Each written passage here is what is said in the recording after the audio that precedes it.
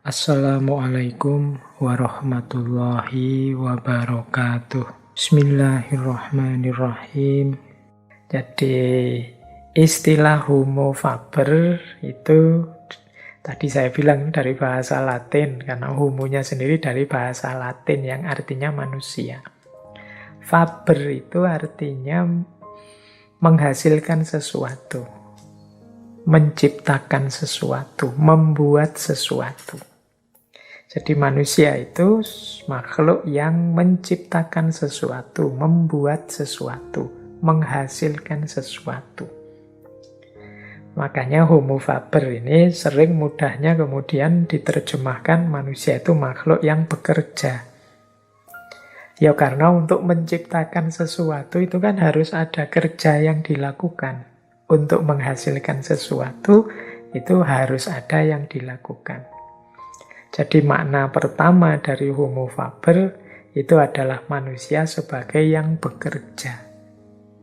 Jadi yang menunjukkan bagian dari man the maker, untuk manusia menghasilkan sesuatu.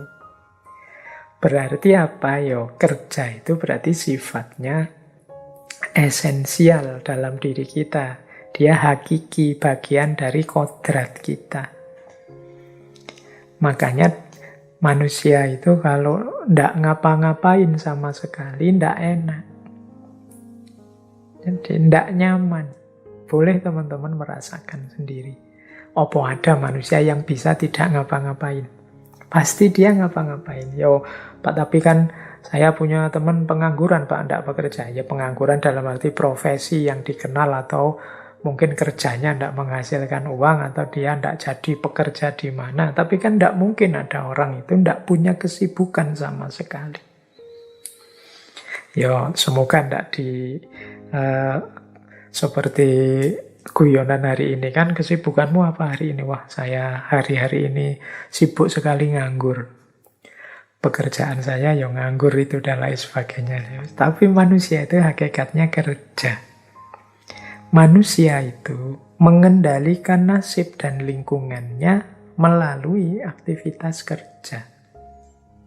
Dan itu dorongan dari dalam dirimu. Jadi yang homo-homo itu tadi kan maksudnya fitrahnya manusia, kodratnya manusia. Nah, kalau dimaknai lebih jauh, di situ saya tulis beberapa pemaknaan jauh dari homo faber itu, misalnya manusia itu kapasitas dan kemampuannya diukur dari sejauh mana dia menghasilkan sesuatu, sejauh mana dia melakukan kerja.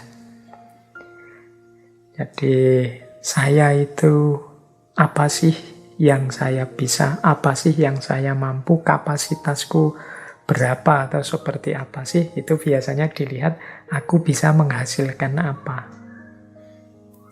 Apa yang bisa aku lakukan yang membuahkan sesuatu. Nah, ini bagian dari homo faber. Makanya orang yang tidak bisa apa-apa itu kan rasanya agak minder gimana gitu.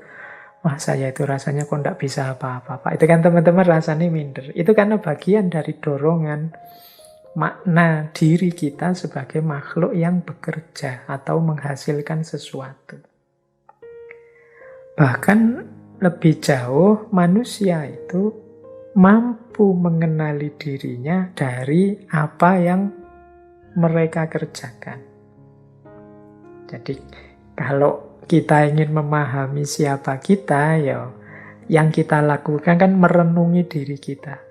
Kalau teman-teman cermat, sebenarnya merenungi diriku itu yang direnungi apa sih? Sebagian besar bahan atau materi renungan itu adalah apa yang kita kerjakan, apa yang kita lakukan. Kalau teman-teman bertanya pada diri sendiri, siapa sih aku itu? Itu kan teman-teman membaca apa yang aku lakukan selama ini. Jadi kita itu mengenali diri kita dari apa yang sebelumnya kita kerjakan. Aku kok orangnya gerusa-gerusu ya? Aku kok orangnya lambat ya? Aku kok orangnya tidak sabaran ya? Aku kok orangnya... Ini kan kualitas-kualitas dari kerja, aktivitas sehari-hari yang kita lakukan. Jadi itu antara lain makna dari homo faber. Nah, selanjutnya manusia juga secara umum menilai hidup ini dari apa yang mereka kerjakan. Jadi nilai-nilai kemanusiaan itu banyak dikaitkan dengan apa yang dikerjakan oleh manusia. Jadi baik, buruk, benar, salah. Kalau dalam agama itu ada halal, ada haram. Itu kan semuanya bersentuhan dengan hidup, cara manusia menjalankan hidupnya, beraktivitas. Jadi nilai itu kita rumuskan dari situ. Oh itu orangnya rajin. Oh itu orangnya males. Oh kalau yang seperti itu tidak boleh, itu merusak. Oh kalau yang begini bagus, ini sesuatu yang misalnya menginspirasi. Oh ini, nah, itu sebenarnya semuanya berhubungan dengan kerja. Nah itu makna homo faber. Bisa pula dimaknai manusia itu dia dipandang tidak bernilai dalam tanda petik ya, ketika dia tidak mampu mengerjakan sesuatu atau tidak mampu menghasilkan sesuatu seperti yang diinginkan. Wis mudahnya begini, untuk tidak noding keluar ya, untuk kita sendiri misalnya. Kita misalnya mahasiswa ujian. Kok ya ujian kita tidak bisa nggarap, tidak bisa mengerjakan tugas dari dosen. Wah, saya tidak mampu ini. Itu kan kita merasa kecewa dengan diri kita. Karena tidak mampu melakukan kerja tadi. Saya tidak punya arti lagi. Kita terus memandang rendah diri kita kayak kemarin-kemarin di identitas kemarin banyak kita jelaskan. Nah, ini kan menunjukkan betapa memang manusia itu homo faber. Kalau dia merasa tidak mampu melakukan kerja, dia menganggap dirinya tidak berarti. Nah, lebih jauh bahkan ternyata perubahan-perubahan yang terjadi dalam diri kita itu juga hasil dari kerja. Jadi kita ini, diri kita seperti apa konstruksinya hari ini, itu adalah buah dari kerja yang kita lakukan. Berpikir, merenung itu penting, tapi jauh lebih berpengaruh kerja yang kita lakukan, tindakan yang kita lakukan. Kita berpikir tentang, wah ini baik, itu baik. Menurut saya membantu orang lain itu utama. Menurut saya gotong royong itu bagus. Menurut saya hidup tertib itu bagus. Itu kalau cuma dalam pikiran, dia tidak membawa pengaruh besar untuk hidup kita. Tapi pengaruh besar itu tampak ketika kita mewujudkannya dalam kerja, dalam tindakan yang sifatnya aktual sehingga melahirkan sesuatu. Jadi kerja itu selain mungkin melahirkan tujuan dari kerja itu sendiri, nantinya efek kerja itu juga membentuk diri kita sebagai pribadi. Nah, nanti ada banyak uraian tentang itu di belakang. Bahkan, ya kalau diuraikan lagi lebih jauh, dunia ini, alam semesta ini berkembang itu juga karena hasil karya, hasil kerjanya manusia. Jadi kalau kita sering mendengar istilah hidup ini kan berkembang, hidup ini kan dinamis, itu sebagian besar perkembangan dinamika itu buah dari kerja dan karya manusia. Jadi ini salah satu anugerah Allah yang luar biasa pada manusia. Selain animal rasional atau homo sapien atau berpikir tadi, itu juga termasuk kerja. Jadi di antara penciri khususnya manusia ya di aspek kerja ini. Baik, itulah makna-makna dari homo faber. Jadi kalau ada yang tanya, Pak, kok yang diangkat malah tema kerja sih Pak untuk memahami hakikat diri? Ya karena memang bagian dari kedirian manusia itu ya aspek kerja ini. Meskipun saya tahu di pikiran teman-teman kalau saya ngomong kerja itu mesti yang terbayang kerja apa, saya besok profesiku apa, saya harus melamar kerja kemana, kan hanya itu.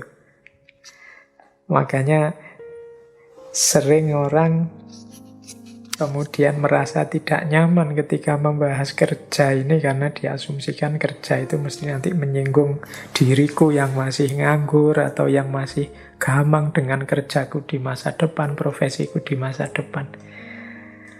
Ya, semakin kita pahami nanti kan kita semakin pas cara memposisikan dunia yang kita labeli dengan istilah kerja ini. Jadi tidak masalah ya teman-teman, justru kegelisahan atau ketidaknyamanan ketika membahas tema kerja ini menunjukkan betapa memang ada semacam dorongan kodrati dalam diri kita, setiap manusia, untuk menghidupkan unsur kerja sebagai bagian dari tugas dan amanat kita di muka bumi. Ada banyak perspektif sepanjang sejarah yang membahas tentang hakikat kerja. Ini ada beberapa, sejak zaman dulu itu ya sudah banyak pemikir-pemikir, bahkan pandangan-pandangan tentang nilai kerja termasuk dari agama. Misalnya ini beberapa catatan saya ya. Ada beberapa agama yang menganggap kerja itu sebagai bentuk hukuman dan pertanggungjawaban manusia. Jadi ada pandangan bahwa manusia itu dulunya di surga, tapi karena melakukan dosa kesalahan akhirnya dia diturunkan ke bumi. Loh, kalau dia dulu di surga kan enak, apa-apa terjamin. Pingin apa saja terpenuhi. Tapi begitu dia turun ke bumi, tidak bisa seperti di surga lagi. Akhirnya ya untuk memenuhi kebutuhannya, dia harus bekerja. Dia harus bersusah payah. Nah, ada yang bilang ya ini konsekuensi dari dosa yang dia lakukan. Jadi kerja itu ya hukuman. Salahi sendiri dia berdosa. Nah, ada pandangan yang seperti itu. Jadi kerja itu hukuman dan sekaligus pertanggungjawaban manusia di muka bumi. Nah, jadi kerja juga bagian dari tanggung jawabnya manusia. Ada juga pandangan begitu. Jadi manusia itu kan di muka bumi ini tidak kok hidup untuk senang-senang saja. Ada banyak tanggung jawab yang harus dia pegang. Dan itu tidak mungkin terpenuhi kalau dia tidak mau melakukan apa-apa. Dia tidak mau kerja. Jadi kerja itu ada yang bilang hukuman, ada yang bilang tanggung jawab. Ada pula pandangan yang bilang kerja itu bagian dari panggilan Tuhan. Jadi kerja itu sesuatu yang suci. Kerja itu satu bentuk pengabdian manusia terhadap hidupnya. Jadi bekerja itu sama sucinya seperti orang yang berdoa. Bekerja itu sama sakralnya.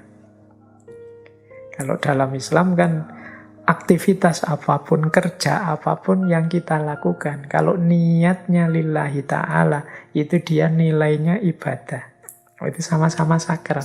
Ada banyak cerita kalau teman-teman mungkin pernah mendengar atau membaca hadis yang menceritakan Bagaimana Rasulullah mengkritik, mengingatkan sahabat yang hidupnya untuk ibadah terus, tidak mau kerja. Atau juga pernah Rasulullah mengingatkan seorang sahabat yang waktunya orang kerja dia di masjid. Terus waktu ditanya, lah hidupmu yang nanggung siapa? Yang nanggung saudaranya.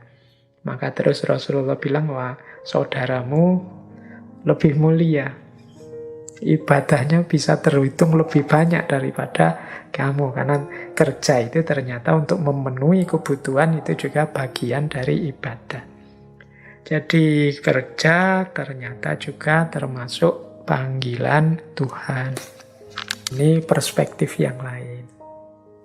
Nah, ada juga satu masa, satu fase sejarah manusia yang menganggap kerja, apalagi kerja fisik, apalagi kerja keras, itu hanya untuk orang-orang yang levelnya rendah.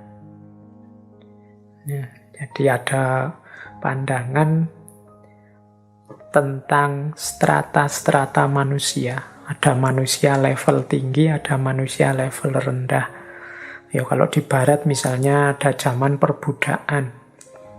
Manusia yang punya perspektif manusia itu ada levelnya, ada stratanya, ada kastanya. Nah, kerja-kerja kasar, kerja-kerja fisik itu jatahnya level rendah. Kalau yang level tinggi itu tugasnya dia merentah saja, tidak pantas dia kerja keras, dia tugasnya mikir saja, mengambil kebijakan, merentah. Yang kerja keras itu yang orang-orang level rendah. Jadi ada babak sejarah manusia yang punya pandangan seperti itu. Jadi macam-macam ternyata perspektif tentang kerja ini. Dalam Islam, kerja itu setidaknya punya 5 hakikat, 5 esensi. Yang 5 ini, yang pertama adalah rahmat, yang kedua adalah amanat, yang ketiga ibadat, yang keempat takhalluk, dan yang kelima izzah. Yang pertama, kerja itu bagian dari rahmat, bagian dari bukti kasih sayang Allah kepada kita manusia. Jadi bersyukurlah kita semua manusia oleh Allah diberi kapasitas untuk melakukan kerja dengan segala kecanggihannya, dengan segala kerumitannya dan lain sebagainya. Ini anugerah yang luar biasa, aspek rahmat ini. Bagi teman-teman yang sehari-harinya sudah sibuk dengan aneka macam kerja, bersyukurlah, karena itu berarti Allah masih sayang dengan kita. Allah masih memperhatikan kita sehingga terbuka kesadaran kita untuk melakukan kerja-kerja. Banyak loh orang yang tertutup hatinya sehingga disuruh kerja tidak mau. Tidak punya kesadaran untuk kerja. Misalnya dia lebih suka menggantungkan hidupnya pada orang lain.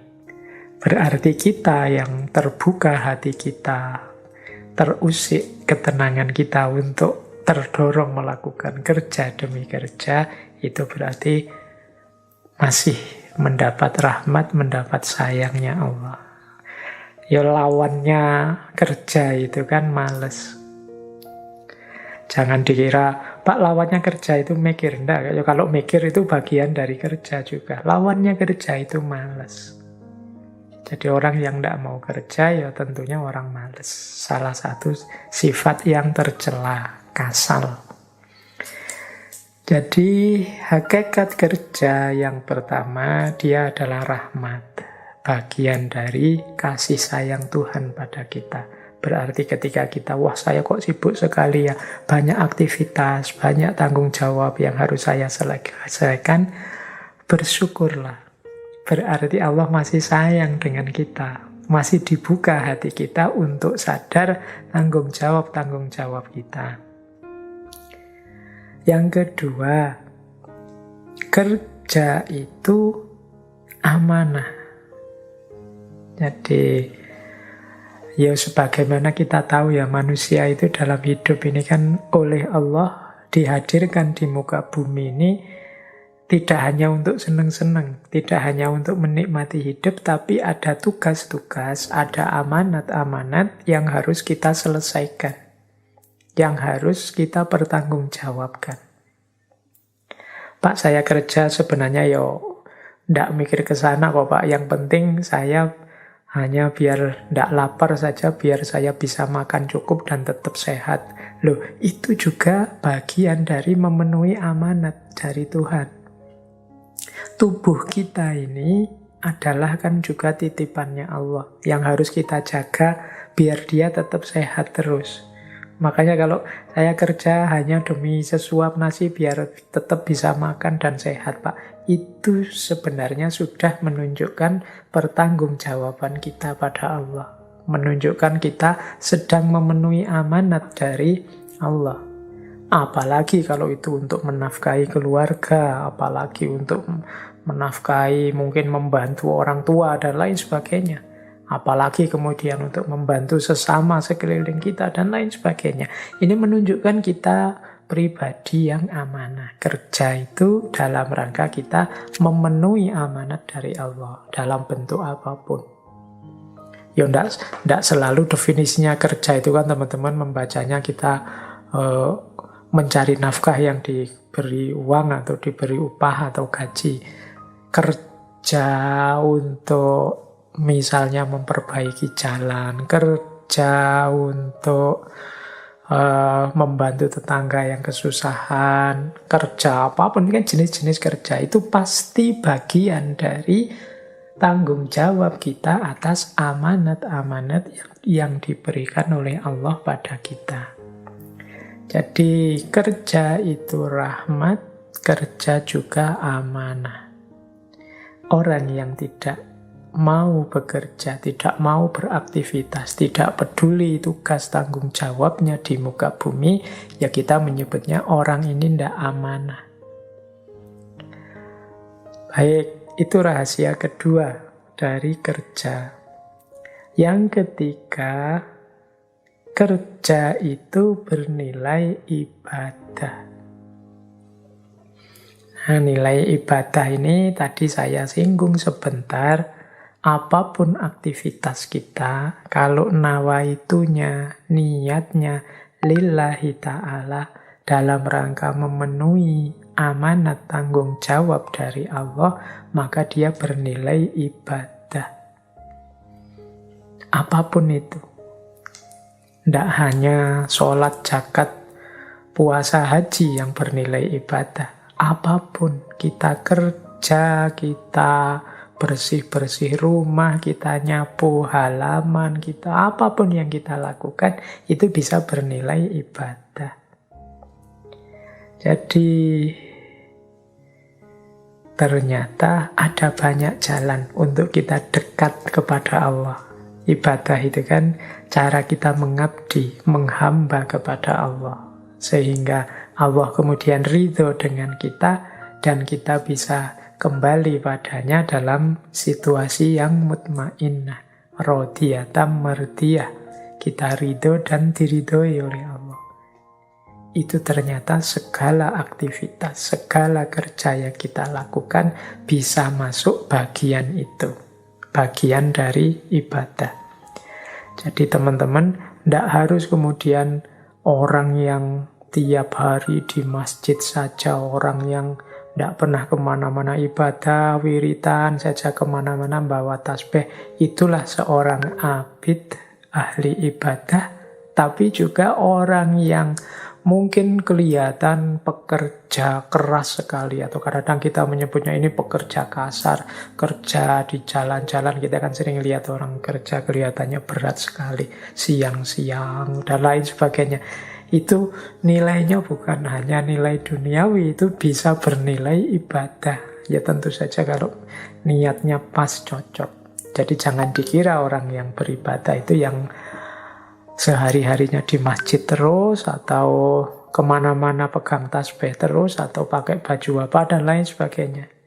Segala aktivitas bisa bernilai ibadah. Segala kerja bisa bernilai ibadah.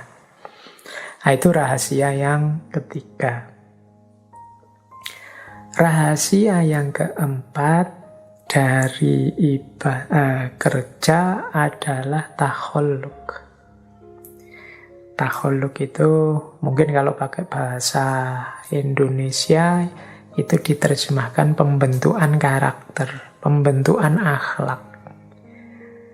Jadi kerja itu membentuk diri kita, membentuk karakter kita. Itu takhalluk namanya. Jadi kita kan selama ini berpikir manusia itu dibentuk oleh ideal-ideal atau pikiran-pikirannya, atau rujukan-rujukannya. Ya sebagian mungkin benar seperti itu, tapi jangan lupa ketika manusia menerjemahkan ideal-ideal tadi dalam kenyataan, itu justru yang dia lakukan dalam kerja konkret ini yang lebih membentuk dirinya. Jadi kita terbentuk oleh kerja yang kita lakukan. Misalnya teman-teman melakukan secara terpaksa karena sekarang zaman corona, kemudian kuliahnya atau banyak kerja kita dilakukan secara online, daring. Sehingga sekarang kesibukan kita itu banyak sifatnya lewat HP, lewat laptop, dan seputar itu.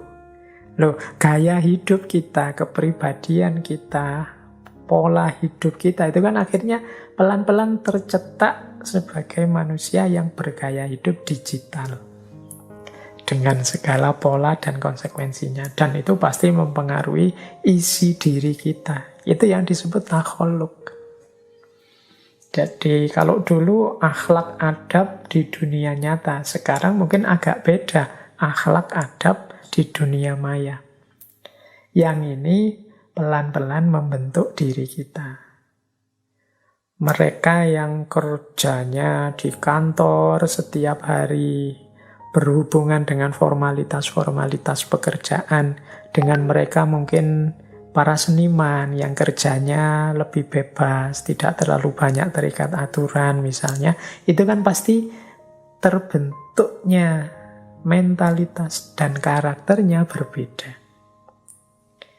Jadi karena manusia itu kan banyak dipengaruhi oleh lingkungan yang berputar di sekeliling dia, termasuk kerja-kerja yang dia lakukan.